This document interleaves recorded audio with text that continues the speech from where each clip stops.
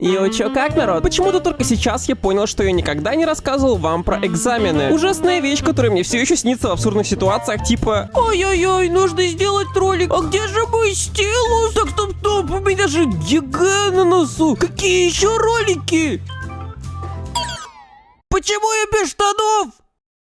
И в этих снах я ни на секунду не сомневаюсь, что мне реально нужно сдать ЕГЭ. Вы думали, кошмар — это толпа собак, которая гонится за вами, а вы бежите будто в слоумо? Нет, такие сны мне уже давно не снятся, в отличие от ЕГЭ. Я люблю нюхать носки. Прям носки. А вот ЕГЭ не люблю. Вот и все. Пока не случилось осознание, что мой идиотизм может нравиться людям в интернете, я реально думал поступать на дизайнера. Я рисую мультяшек на уроках.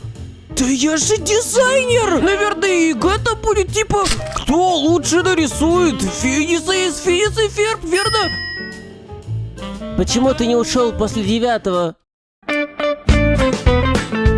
Женя, ты хотя бы знаешь, что там нужно сдавать? Извинись.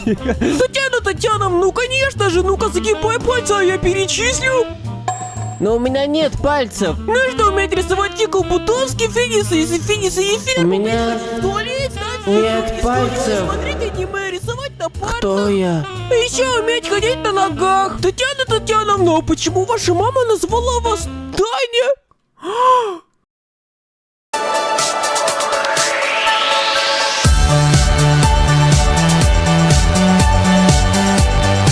Нужно было сдавать литературу. Зачем мне нужна литература? Ну ладно, литература почему-то считалась самым сложным предметом для сдачи. И когда я сказал своему учителю по литературе, что хочу сдавать ее предмет, она упала в осадок, потому что никто не сдает литературу. А еще я тупой. Ой-ой-ой. Меня сразу же отговорили сдавать литературу, рассказав страшную историю типа: когда-то давно у нас был такой же ученик, который решил сдать что-то кроме русского и математики. Всех учителей в нашей школе это повергло в шок. Ну и короче, он не сдал.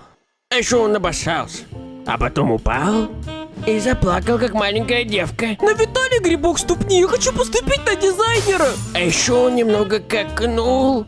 Но я... Да не получится у тебя ничего, да иди ты нахуй. Насколько я понял, каждый учитель в ответе за то, насколько хорошо сдаст ученик именно его предмет. И так как литературу все сдавали очень плохо, учителям делали за это выговор. Я, если честно, все еще не уверен, но думаю, это так. Пускай это будет так. В итоге я не взялся за литературу. Но вот то, за что бы я взялся тогда, это создание своего Boosty. Boosty — это крутой подписочный сервис от создателей Donation Alerts, который помогает авторам зарабатывать на своем контенте. Проще говоря, это такая платформа, где вы напрямую поддерживаете своего любимого кумира и его творчество рублем, что помогает ему оставаться на плаву, а он взамен радует вас эксклюзивным контентом. Что важно, зарегистрироваться на Boosty и получать поддержку своего творчества может абсолютно каждый автор контента. Ведь Boosty — это идеальная площадка для взаимодействия блогеров, писателей, музыкантов и других творцов с самыми преданными и активными фанатами. Платформа доступна авторам в России без ограничений, поэтому сервис продолжает работу в обычном режиме и принимает банковские карты и другие платежные средства. А что реально круто, на Boosty супер низкая комиссия по сравнению с другими сервисами, всего лишь 10% без НДС для подписчиков. Да и средства можно выводить хоть каждый день, так что если вы занимаетесь творчеством или хотите получить вознаграждение за ваши усилия, или вы просто хотите найти и поддержать любимых авторов, тогда регистрируйтесь на Boosty.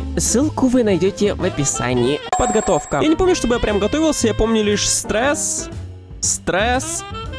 и стресс. А еще стресс. По сути, я больше тратил время на стресс, чем на саму подготовку. Что, куда, кто я вообще, что я хочу, что я не хочу, о чем я пожалею, а о чем нет. На ДГ я не так парился, потому что я не собирался уходить после 9-го. А вот ЕГЭ уже решит, буду ли я вообще на свободе. Тебе нужно понять, что тебе нужно от жизни за 2 года. Да я даже сейчас не совсем понимаю, о чем вы. Тогда я уже занимался ютубом и хотел развиваться на нем, поэтому я сдавал обществознание, чтобы поступить хотя бы в вуз в своем городе, а там уже видно будет.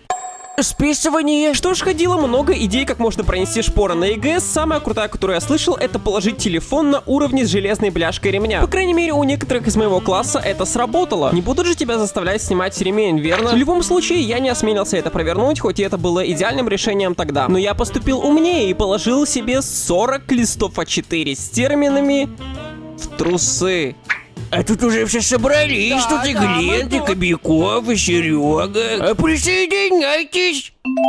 Ну, собственно, это сработало. Я выходил в туалет и читал, хоть эти шпоры мне по большей части не помогли и служили лишь моим успокоением на всякий случай. Просто на ЕГЭ ты настолько теряешься, что реально начинаешь задумываться о том, как тебя зовут. Потому что пока не принесли бланки с заданиями, ты должен быть наедине с графой имени и фамилии. Для примера, давайте я скажу 10 раз слово Евгений. Евгений, Евгений, Евгений, Евгений, Евгений, Евгений, Евгений, Евгений, Евгений, Евгений. И вы все еще уверены, что Евгений это имя, а не просто рандомный звук или набор букв? Надеюсь, все хорошо написали. Всем удачи. Сдавайте ваши работы сюда. Да ладно, я на 100% уверен, что это мое имя. С чего бы мне вообще сомневаться? Мама меня всегда так называла, да и друзья.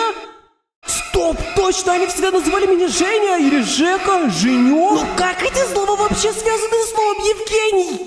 Было достаточно легко. Да, даже в школе тесты были сложнее. Эй, Евгеха, у тебя как? Как ты меня назвал? Бля, я так и знал. Близнецы. В моем классе училось 2 близнеца. К слову, вы вообще замечали, что близнецы меняют свою внешность, когда вы видите их чаще? Серьезно, проследите кто-нибудь за этим, мне кажется, что это черная магия или типа того. Как мне вообще казалось, что это 2 одинаковых человека? Так вот, на ЕГЭ все, что тебе нужно было взять, это черная гелевая ручка и паспорт. Все, больше ничего не надо. Мы приехали в школу, учителя начали проверять наши паспорта, и вот подходит очередь 2 близнецов. Давайте свои паспорта, ребятки, хорошо, да? Когда ничего особо и не нужно с собой привозить. Когда ваша ответственность практически на нуле, верно? Да. Так, ну все хорошо. Так что, погодите. Это что, паспорт? И корочка для этого паспорта? Так мы же одинаковые. Охуенно.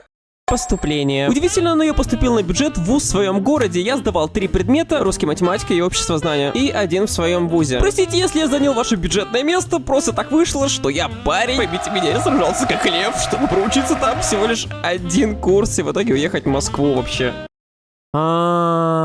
Понял. Что ж, экзамены уже закончились вроде. Надеюсь, вы там все сдали и поступили куда хотели. А если не сдали, то сдадите в следующем году. Люди реально забывают о том, что ЕГЭ можно сдать еще раз. В этом нет ничего такого. Возможно, за этот год вы вообще полностью поменяетесь. Возможно, вы не художник, а слесарь. А вот пацанчики, ну крепитесь. Ну а что поделаешь? Ну вот так вот как-то так. Я не буду говорить типа не парьтесь, ЕГЭ это легко. В моем случае лишь страх стал двигателем хоть немного готовиться к нему. Просто попытайтесь не сойти с ума. Чвап.